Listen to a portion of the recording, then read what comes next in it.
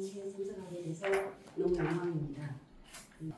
저희들 중국동포연합중앙회는 2014년도에 설립됐습니다. 사랑, 화합, 나눔, 희망이라는 슬로건으로 민족 정체성 공유, 중국 동포 민속 문화 대축제를 해내마다 진행함으로써 민족 문화 전통에서의 사명감 공유, 민족 사회를 이끌어갈 글로벌 시대 차세대 조선족 리더 양성, 동포 사회 인적 네트워크 기반 강화 확대, 한국 단체들의 교류, 토론, 학습을 통한 동반 성장과 자아가치 상승, 한국과 중국 간의 다양한 인적 네트워크 형성 등을 통해 한중 간의 문화, 경제 교류, 교도부 역할을 하고 있습니다. 중국 동북 삼성 지역에 터전을 두고 살아온 중국 동포는 약 190만 명에 달하고 있습니다. 암판 일제 강점기 때 잃어버린 나라를 되찾기 위해 항일 독립운동을 펼쳐온 후예들이고 맨손으로 척박한 땅을 개척하고 조선족 마을을 이루며 민족 문화 전통을 지켜온 사람들입니다. 조선족은 중국에서도 아주 우수하고 모험적인 공동체로 인정받으며 많은 인재를 배출해 중국 사회 곳곳에서 활동을 하고 있습니다. 오늘날 조선족 인구의 절반 가까이가 대한민국에 와서 살고 있습니다. 제한 중국 동포들은 3D 업종을 시작으로 현재는 여러 분야에서 활동을 하며 한국 경제 발전에 기여하고 있습니다. 저는 이번 간담회에서 아래 몇 가지 이야기를 하고 싶습니다. 저는 작년 3월 11일에 취임한 중국동포연합중앙회 2대회장입니다. 첫 번째, 재외동포청은 제한 중국동포 사회 변화 과정에 대해서 알아야 된다고 저는 생각합니다.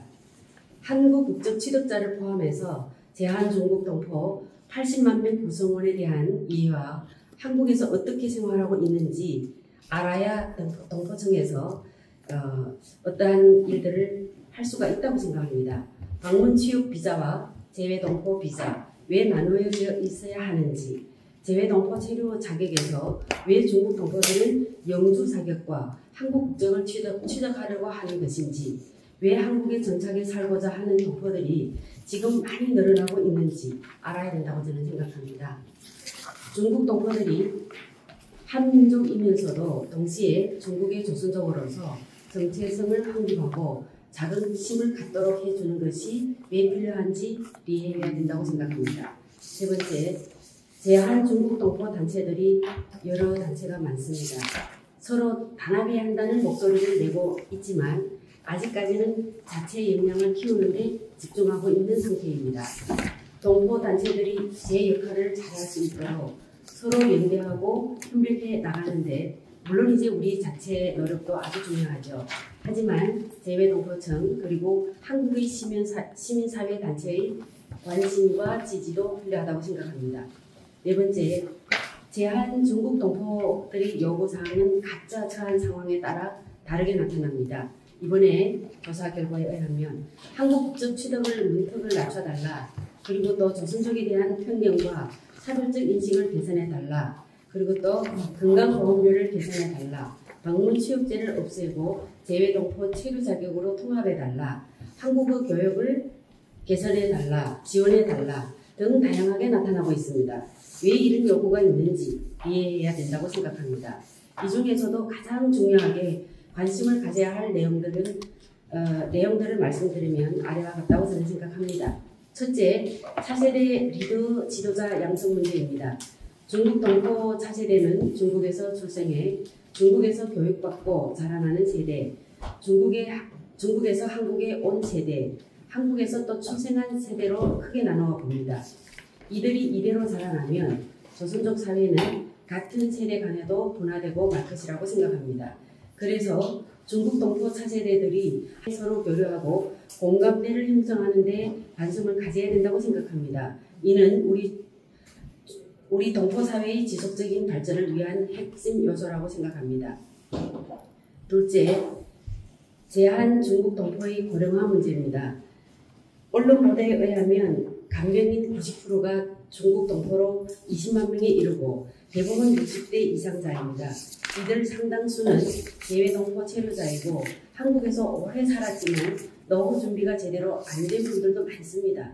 한국에서 살 수밖에 없다며 한국 국적의 취득을 간절히 원하는 분들도 많은 것으로 파악되고 있습니다. 간병 일을 하다가 다치와 제때 치료도 못 받고 생활고를 겪는 고령의 동포로 인해 저희 동포 단체들이 나서서 도와준 사례들도 늘어나고 있습니다. 그리고 중국 동포 노인들을 위한 요양원 설립 등에 관심 갖고 활동하는 중국 동포들도 있습니다.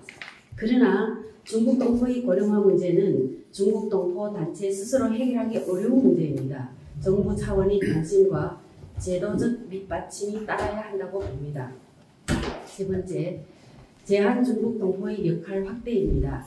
중국 동포는 한중 경제 문화 교류의 기교자로서 중요한 역할을 하고 있다고 생각합니다.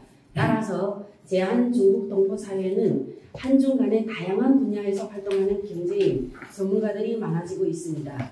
이들이 한중 양국에 도움을 줄 수 있도록 각자의 이 영역에서 성공하고 그리고 또 중국 동포 사회에도 관심 갖고 동포 사회가 자생 능력을 갖고 발전하는데 역할자로 활동할 수 있도록 해야 한다고 생각합니다.